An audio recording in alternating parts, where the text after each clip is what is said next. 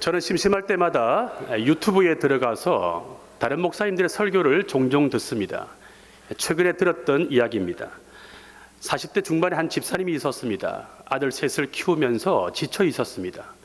불경기라서 가게에 손님도 없습니다. 게다가 남편은 교회를 다니지 않고 그래서 영적인 대화를 나눌 수가 없어서 늘 외롭게 보내고 있습니다. 그렇다고 해서 교회 안에서 영혼의 친구를 만날 수도 없었습니다.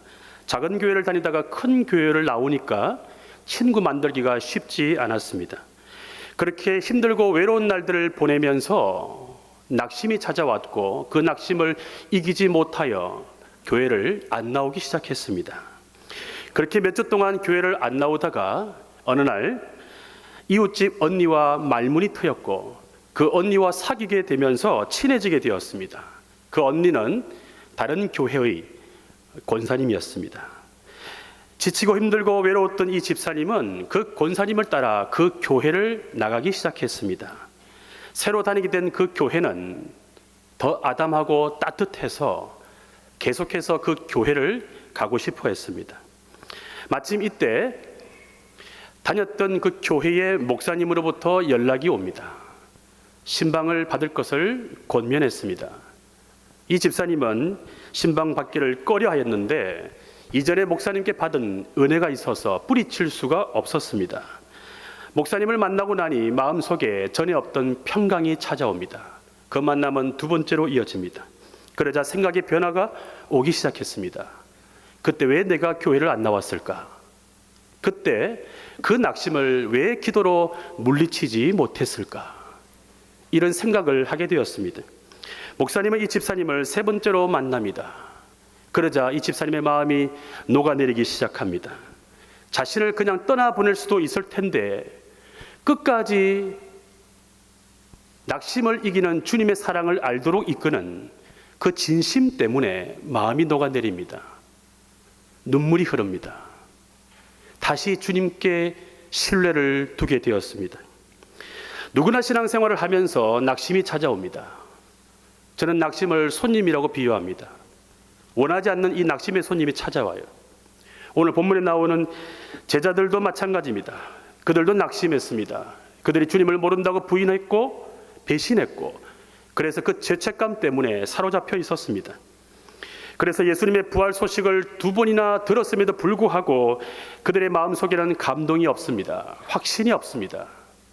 마음에 전혀 온도가 없습니다. 오히려 피해의식에 사로잡혀 있었습니다. 설마 하나님께서 주님께서 우리를 다시 쓰시겠나? 오히려 우리가 주님을 위해서 피해드리자, 다른 사람을 쓰시도록 피해드리는 것이 낫겠다. 그런 피해의식에 사로잡혀 있었습니다. 이들의 심리 상태는 매우 불안했습니다. 안절부절 못했습니다. 그리고 주님과의 그 약속 때문에 그 약속 장소에서 그 불안 때문에 기다리지 못하고 결국은 옛날처럼 고기잡이하러 떠나버렸습니다. 이처럼 낙심하게 되면 세상 속으로 돌아가게 됩니다. 낙심하게 되면 세상 속에 숨게 됩니다. 어떤 사람은 일터에 숨어버립니다. 어떤 사람은 취미생활에 숨어버립니다. 탁구장에 숨어있고 골프장에 숨어있고 헬스장에 숨어 있습니다. 어떤 사람은 자식 사랑과 손주 사랑에 숨어버립니다. 그 사랑은 한이 없습니다. 거리가 문제되지 않습니다. 서울도 좋고 미국도 좋고 유럽도 좋습니다. 숨어버리는 거죠. 아무튼 세상 속으로 숨어버린 이 제자들에게 예수님께서 세 번째로 다시 나타나신 것입니다. 그들을 포기하지 않는 사랑, 포기하지 않는 주님의 사랑을 보여주십니다. 1절 하반절을 보시면 또 제자들에게 자기를 나타내셨으니 또 부활하신 예수님께서 세 번째로 나타나신 것입니다. 포기하지 않는 주님의 사랑. 어디에 나타나셨습니까? 디베레아 호수, 갈릴리 바닷가에서 나타나셨습니다. 이 갈릴리가 어떤 곳입니까? 대다수 제자들의 고향이자 주님께 처음 부름을 받은 곳입니다. 3년 동안 주님과 함께 동고동락하면서 사역을 했던 추억의 장소였습니다. 그래서 부활하신 예수님께서 이곳 갈릴리에서 그들을 만나고 싶어 했습니다. 그들로 하여금 이전에 주님과 함께 가졌던 그 추억을 되새기면서 처음 사랑을 그들에게 되돌려주고 싶었기 때문입니다. 모든 것을 버리고 주님을 따랐던 그 뜨거웠던 사랑, 그 뜨거웠던 사랑을 그들로 하여금 다시 생각나게 하고 싶었기 때문입니다. 이런 이유 때문에 부활하신 예수님께서 이 갈릴리에서 제자들을 만나고 싶어 했습니다. 그래서 먼저 제안합니다. 마태복음 26장 32절을 보면 그러나 내가 살아난 후에 부활한 후에 너희보다 먼저 갈릴리로 가리라. 이 약속 때문에 제자들은 예루살렘에 머물러 있지 않고 약속 장소인 이 갈릴리로 와서 기다리고 있었습니다. 2절을 보면 하반절에 보면 함께 있더니. 그러나 이런 기다림은 오래 가지 못했습니다. 왜냐하면 그들 안에 있는 낙심이 치유되지 못했기 때문입니다. 그래서 베드로는 나는 물고기 잡으러 가겠다라고 먼저 섣불리 제안합니다. 그리고 다른 제자들이 곧바로 동조합니다. 3절 상반절을 보면 우리도 함께 가겠다 하고, 제자들이 3년 동안 예수님을 따라다니면서 제자 훈련을 받았음에도 불구하고 왜 이렇게 분별하지 못하고 식별하지 못하고 섣불리 행동할까요? 왜 이렇게 갈피를 잡지 못하고 당장의 생계가 그렇게 급하지도 않으면서 일터로 숨어버릴까요? 왜 이렇게 심리 상태가 불안정하여 삶의 방향을 찾지 못하고 이리저리 헤매일까요? 주님과 약속을 기다리면서 내가 그때 왜 주님을 배신했을까? 그 과거를 성찰하면서 다가올 미래 불확실하지 않습니까? 그 불확실한 미래를 앞으로 어떻게 살아갈 것인지를 잠잠히 하나님을 바라보면서 묵상을 해도 시간이 모자랄 판에 뭐가 그리 급하여서 다시 옛날의 생활로 돌아가 버린 것일까요? 지금 제자들의 이 모습은 주님과의 첫사랑이 식어진 모습이고 은혜가 떨어진 모습입니다. 다시 말하면 낙심 모드입니다. 낙심 모드이기 때문에 기다림에 대한 확신이 없습니다. 낙심 모드이기 때문에 부르심에 대한 감동이 없습니다. 낙심 모드이기 때문에 주님을 뜨겁게 사랑할 수 없습니다. 그래서 기다리지 못합니다. 여러분들은 낙심 모드입니까? 낙심 모드가 아닙니까? 제자들의 이런 모습을 미리 아시고 예수님께서 숨을 내쉬며 말씀하셨습니다. 앞에 보면 요한복음 20장 22절에 성령을 받으라. 성령을 받으라. 왜 예수님께서 성령을 받으라고 제자들에게 미리 말씀하셨을까요? 왜 성령을 받으라고 미리 말씀하셨을까요? 예수님께서 십자가에서 죽으시고 부활 성천하신 이후에 그 목적이, 부활과 성천의 목적이 바로 이 제자들에게 성령을 주시기 위함이었기 때문입니다. 성령을 주시기 위해서 주님이 죽으셨고 부활하셨고 성천하셨음을 믿으시기를 바랍니다. 요한복음 16장 7절입니다. 그러나 내가 너에게 실상을 말하노니 내가 떠나가는 것이 너에게 유익이라. 내가 떠나가지 아니하면 보혜사가 너에게로 오시지 아니할 것이요 가면 부활 성천하면 내가 그를 보혜사를 너희에게로 보내리니. 그렇습니다. 성령님은 보혜사입니다. 또 다른 보혜사예요. 예수님이 처음 보혜사라면 성령님은 두 번째 보혜사요 또 다른 보혜사입니다. 육체로 오신 그리스도이고 영으로 오신 그리스도이고 동일한 본질이에요. 또 다른 보혜사. 자, 그래서 우리가 성령을 받아야만 예수님께서 육체로 오셨을 때처럼 그 예수님께서 나에게 보혜사로 다가옵니다. 이 보혜사는 세 가지 약자죠. 보호, 은혜, 스승사자입니다. 즉 보혜사를 통해서 우리가 보호를 받습니다. 보혜사를 통해서 우리가 은혜를 받습니다. 보혜사를 통해서 가르침을 받습니다. 성령님께서 이렇게 우리에게 세세하게 안내하시는 멘토여 보혜사임을 믿으시기를 바랍니다. 제자들이 아직 성령을 받지 못한 고로 낙심을 이기지 못했습니다. 그래서 기다리지 못합니다. 그래서 분별 없이 행동했습니다. 성급하게 행동해버렸습니다. 3절 하반절을 보시면 나가서 배에 올랐으나 라고 기록되어 있습니다. 그렇게 배에 올랐지만 어떻게 되었습니까? 그날 밤에 고기 한 마리도 잡지 못했습니다. 성령님의 이끌림을 받지 않고 성질대로 행동하니까 이런 결과가 있는 것입니다. 본성대로 행동하니까. 무엇을 보여줄까요? 성령의 인도하심으로 기도하지 않고 결정하게 되면 실패한다는 것입니다. 영적인 분별 없이 내 이성과 경험으로 판단하면 행동하면 실패한다는 것입니다. 다시 말하면 주님 안에서 노력하지 않는 것은 결국 다 허망한 것이고 열매가 없다는 것입니다. 이건 제가 한 말이 아니고 예수님이 하신 말씀이에요. 요한복음 15장 5절입니다. 우리 성경 말씀을 같이 한번 읽겠습니다. 시작. 나는 포도나무여 너희는 가지라. 그가 내 안에 내가 그 안에 거하면 사람이 열매를 많이 맺나니 나를 떠나서는 너희가 아무것도 할 수 없음이라. 전날 밤에 헛수고를 하고 나서 다음날 아침을 맞이했습니다. 제자들이 헛수고를 했을 때, 실패했을 그때 주님이 찾아오십니다. 실패했을 때, 자기 방식대로 하다가 일이 안 되었을 그때 찾아오십니다. 허망함을 경험했을 때, 힘이 다 빠졌을 때 찾아오십니다. 놀랍지 않습니까? 좀 더 정확하게 말하면 그때까지 주님께서 먼저 와서 기다리셨습니다. 4절 상반절을 보시면 날이 새어갈 때에 예수께서 바닷가에 서셨으나, 제자들이 힘 빠질 때까지 주님께서 먼저 와 계시고 기다리셨습니다. 우리의 성향을 아시고. 여기서 우리는 우리의 기다림보다 더 오래된 주님의 기다림을 알게 됩니다. 우리의 인내보다 더 크신 주님의 인내를 보게 됩니다. 우리보다 우리를 더 사랑하시는 주님의 놀라운 사랑, 한없는 사랑, 포기하지 않는 사랑을 깨닫게 됩니다. 이 사랑이 우리를 다시 일으키는 것입니다. 그런데 이 갈릴리에 먼저 와서 기다리신 예수님을 제자들이 알아보았을까요? 알아보지 못했습니다. 4절 하반절을 보시면 제자들이 예수이신 줄 알지 못하는지라. 캄캄한 밤도 아니었고, 그리고 날이 센 아침이었기 때문에 얼마든지 잘 보였을 것입니다. 그런데 왜 못 보았을까요?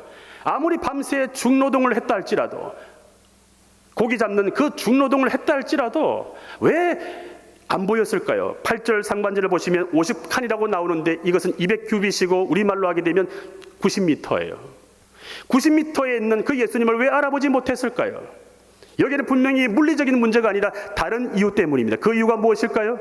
그것은 그들 안에 낙심이 있었기 때문에 영안이 어두워졌기 때문입니다. 낙심 때문에 영안이 어두워지니까 주님께서 옆에 계셔도 90m 안에 계셔도 알아보지 못하는 거예요. 마치 엠마오로 가던 두 제자가 예수님을 직접 보고도 알아보지 못한 것과 동일한 것입니다. 낙심하게 되면 예수님이 내 옆에 오셔도 모릅니다. 낙심하게 되면 말씀을 들어도 들리지가 않아요. 은혜를 받아도 은혜를 모릅니다. 낙심이 오래되면 기도가 안 됩니다. 기도해야 되는 건 머리는 아는데 기도 소리가 안 나와요. 고함 소리는 잘 나오는데 기도 소리가 안 나옵니다. 낙심 모드예요. 그럼에도 불구하고 예수님은 그들을 나무라지 않습니다. 책망하지 않습니다. 질책하지 않습니다. 지적하지 않습니다. 친절하게 다가오십니다. 따뜻하게 다가오십니다. 친구처럼 다가오십니다. 얘들아 라고 부르면서 묻습니다. 너희에게 고기가 있느냐? 그들이 대답합니다. 없나이다. 없나이다. 없나이다. 없나이다. 그렇습니다. 주님을 떠난 인생은 아무것도 없습니다. 주님을 떠난 인생은 허망한 인생입니다. 주님을 떠난 인생은 빈털터리가 될 수 있습니다. 가졌다고 하나 가진 것이 아닙니다. 주님을 떠나게 되면 허망한 인생, 아무것도 없게 됩니다. 열심히 일한 것 같은데 나중에 결산해 보면 남는 것이 없어요.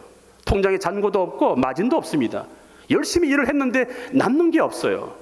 아무리 수입이 많아도 지출이 더 발생해서 남는 것이 없습니다.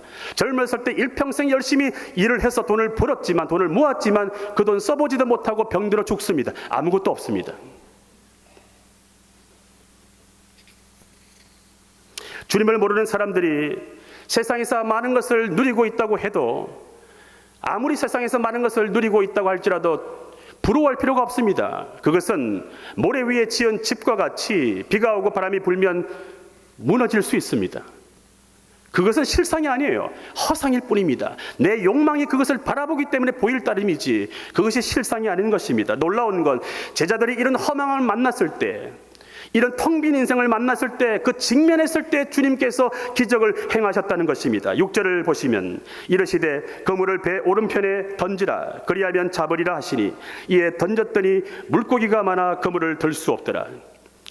상식대로, 경험대로, 자기 방식대로 했을 때는 고기 한 마리 잡지 못했습니다. 그런데 텅 빈 인생을 만나고 나서, 실패를 만나고 나서, 자기 방식대로 안 된다는 것을 경험하고 나서 그 직면하고 난 뒤에 주님의 말씀대로 순종했을 때 그물을 들 수 없을 만큼의 많은 고기를 잡았다는 사실입니다. 직면하고 순종하면 기적이 있습니다. 직면하고 순종하면 열매가 있습니다. 직면하고 순종하게 되면 인생의 반전이 있음을 믿으시길 바랍니다. 직면하고 순종하면 주님 앞에서 내 실존, 뭐가 그리 대단합니까? 내 실존을 낱낱이 해부하는 그 정직한 직면이 있을 때, 그리고 말씀대로, 들은 말씀대로, 받은 말씀대로 곧바로 순종할 수 있을 때, 그 정직한 직면과 곧바로 순종, 한번 따라해 보실래요? 정직한 직면, 곧바로 순종. 이것이 있을 때 나에게도 기적은 일어날 수 있다는 사실입니다. 기적이 상식이 될 수 있다는 거예요. 성경 속에 나오는 인물만 기적을 경험하는 것이 아니라 오늘 내 인생과 우리의 가정에도 이 기적이 일어날 줄로 믿습니다. 직면과 순종이 있을 때. 제자 요한이 이 기적을 경험하고 나서 흥분한 나머지 베드로에게 먼저 알립니다. 7절에 보시면 와, 주님이시라. 놀라운 표정으로 이 요한에게 먼저 알립니다. 요한이 주님의 사랑을 많이 받은 제자여서 그런지 영적 감수성이 제일 뛰어났습니다. 옆에 있던 이 베드로가 요한의 이 말을 듣고 나서 곧바로 행동을 하죠. 어떻게 행동합니까? 옷을 벗고 일을 하고 있었는데 이 말을 듣고 나서 겉옷을 챙겨 입고 바다에 뛰어버립니다. 얼마나 성격이 급한지 몰라요. 요한이 이 말을 듣고 90m를 헤엄쳐 가기 위해서는 이 겉옷이 불편했을 텐데 그 불편함에도 불구하고 예수님 앞에 너무나 송구스러워서 예의를 갖추기 위해서 겉옷을 입고 뛰어든 것입니다. 그러니까 요한은 영적 감수성이 풍부했고 이 베드로는 영적 순발력이 풍부했습니다. 여러분에게 묻겠습니다. 요한처럼 영적 감수성이 뛰어나기를 원하십니까? 아니면 베드로처럼 영적 순발력이 회복되기를 원합니까? 너무 어려운 질문인가요? 둘 다 가지시기를 바랍니다. 영적 민감성도 있어야 되고 영적 순발력도 있어야 되고. 여러분, 내가 낙심하여도 아무리 내가 낙심하여도 내 주변에 요한처럼 영적 감수성을 가진 사람이 한 사람만 있다면 다시 일어설 수 있는 것입니다. 내 주변에, 내 공동체에, 가정 안에, 목장 안에 요한과 같은 영적 감수성을 가진 사람이 한 사람만 있다면 다시 일어날 수 있는 것입니다. 그런 남편이 여러분의 남편이 되기를 바랍니다. 그런 아내가 여러분의 아내가 되기를 바랍니다. 그런 목자가 여러분의 목자가 되기를 바랍니다.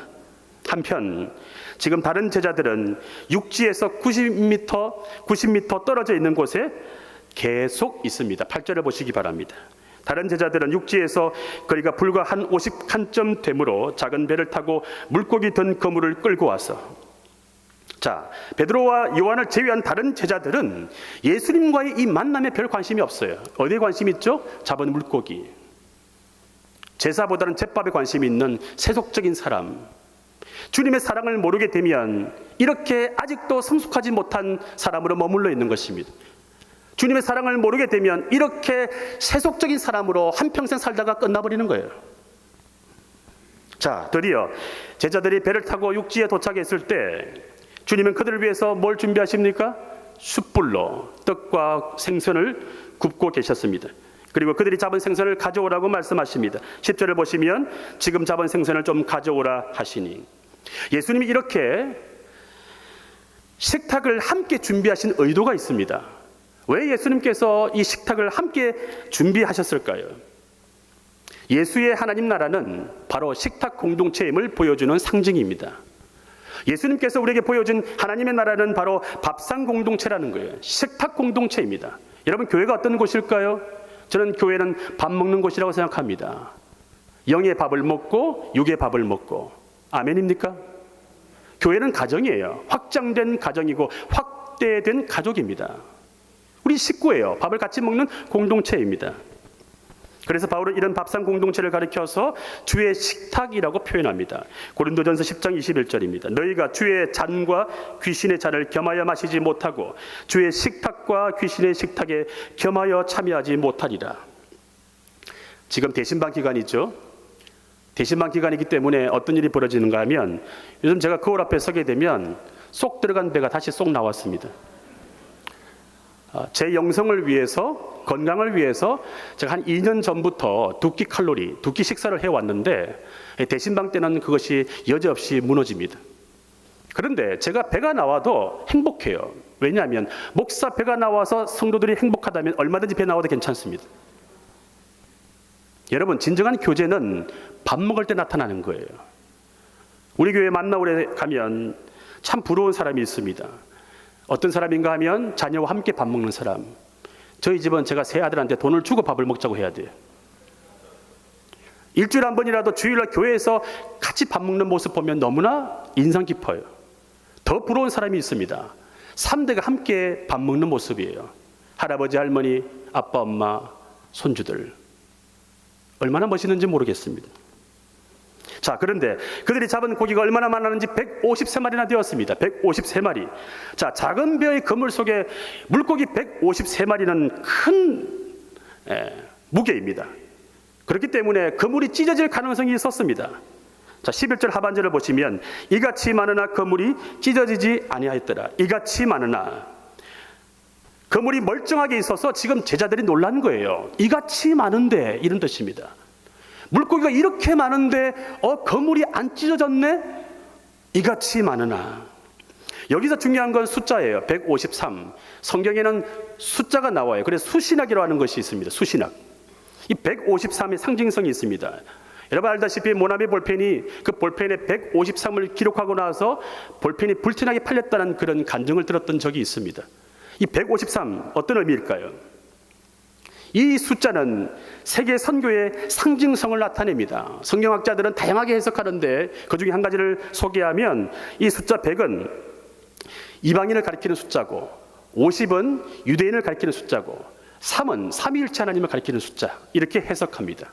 다시 말하면 교회가 밥상 공동체가 될 때, 코이노니아를 이룰 수 있을 때, 정말로 대그룹 교회와 소그룹 목장이 코이노니아를 이룰 수 있을 때, 그때 그 대그룹 교회와 소그룹 교회는 뭐가 될 수 있다는 거예요? 선교하는 교회가 될 수 있다는 사실입니다.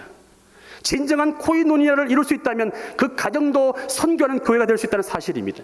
일터도 그렇게 될 수 있다는 거예요. 코이노니아가 회복될 때, 밥상 공동체가 회복될 때 이렇게 선교하는 교회로 확장될 수 있다는 의미가 이 속에 숫자에 포함되어 있는 것입니다. 그런데 더 중요한 것은 이렇게 많은 고기가 잡혔지만 그물이 찢어지지 않았다는 거예요. 그물이 찢어지지 않았습니다. 누가복음에서는 고기가 너무나 많아서 그물이 찢어졌다고 기록하고 있는데 요한복음에서는 그물이 찢어지지 않을 만큼 그물이 넉넉함을 기록하고 있습니다. 어떤 의미가 있을까요? 그물이 넉넉함, 이것은 곧 교회의 넉넉함을 말합니다.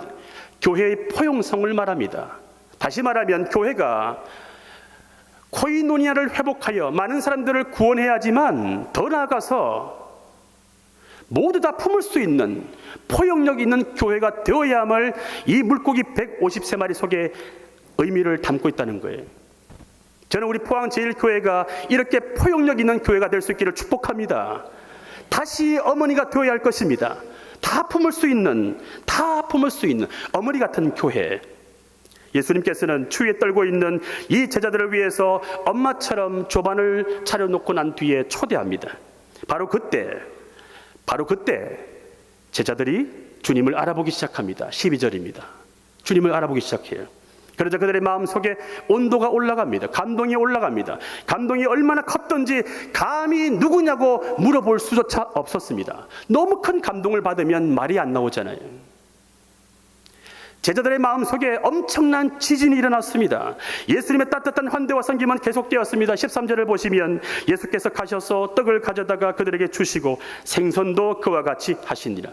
이 모습은 마치 친정집 엄마 같은 모습이에요. 고향집 아버지 같은 모습이에요. 제가 이 구절을 묵상하면서 어렸을 때의 어머니와 아버지의 모습이 떠올랐습니다. 저는 경상남도 밀양시 삼당진읍 송길이 210원 살고 있었는데 땀이 계속 나옵니다. 어렸을 때 생선 다라이를 들고, 밀양에서는 그걸 다라이라고 얘기합니다. 생선 다라이를 들고 집집마다 팔러다니는 생선 장수가 있었습니다. 거기는 주로 칼치와 고등어예요. 어머니가 비싼 칼치를 사서 연탄불에 구워서 밥상에 올려놓으면 아버지가 그것을 뼈를 다 발라가지고 아들에게 주시더라고요. 그리고 정작 본인은 안 드셨어요. 그때는 멋 모르고 막 집어 먹었는데 나이가 들고 나니까 나중에 아버지가 일부러 드시지 않았다는 사실을 알게 되었습니다. 이 아버지의 사랑이 엄마의 사랑이죠.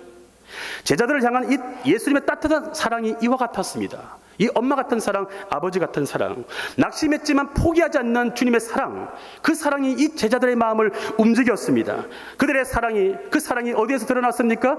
밥상에서, 가장 인간적인 밥상에서 드러났습니다. 예수님의 부활 사건을 목도하면서도 알아보지 못했는데, 눈으로 보고 귀로 들었지만, 그 부활 소식을 눈으로 보고 귀로 들었지만 알아보지 못하고 감동이 없고 확신이 없었는데, 지금 예수님께서 차려주신 이 따뜻한 밥상 앞에서, 엄마같이 아버지같이 그 자상함으로 차려주신 이 밥상 앞에서 그들은 예수님의 존재를 알아보기 시작했다는 사실입니다. 예수님이 놀라운 사랑, 그러므로 요한복음 21장에 이 기사가 기록된 것은 바로 우리 주 예수님이 이처럼 사랑이 많으신 어머니와 같은 분이라고 하는 것을 기억하시기를 바랍니다. 끝까지 포기하지 않는, 길 잃어버린 양을 찾기 위해서 끝까지 포기하지 않는 참 목자와 같은 분이 바로 우리 주 예수님임을 오늘 요한복음이 그것을 우리에게 보여주고 있는 것입니다. 이것을 깨달은 제자들이 다시 사람 낚는 어부로 변해갑니다. 다시 사람 낚는 어부로 변화되어 갑니다. 다시 참목자로 변화되어 갑니다. 다시 선교사로 헌신하게 됩니다.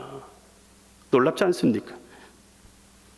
그들은 배신했지만, 그들은 낙심했지만, 그들은 실패했지만, 그들을 품에 안으시고 사랑으로 다가가신 그 예수님 때문에 끝까지 환대하고 섬겨주었던 그 예수님처럼 오늘 우리도 예수님의 이런 따뜻한 환대와 섬김을 본받아야 하지 않을까요? 서두에 소개했던 그 40대 중반의 그 집사님은 자신을 붙들어준 그 사랑에 감동되어서 그 뒤로는 흔들리지 않았습니다. 교회 생활을 열심히 했고 남편을 전도했습니다.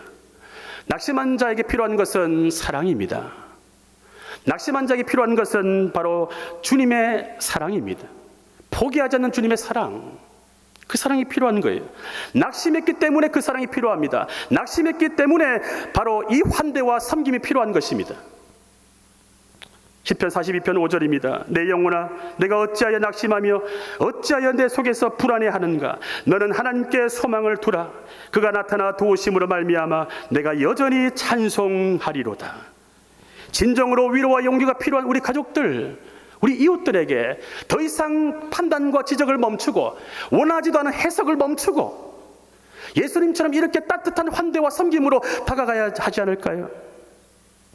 우리도 제자들처럼 낙심할 때가 많습니다. 수시로 낙심해요. 낙심의 손님이 늘 찾아옵니다. 저도 예외가 아닙니다. 저도 낙심이 찾아오면 시골에 가서 농사 짓고 싶어요.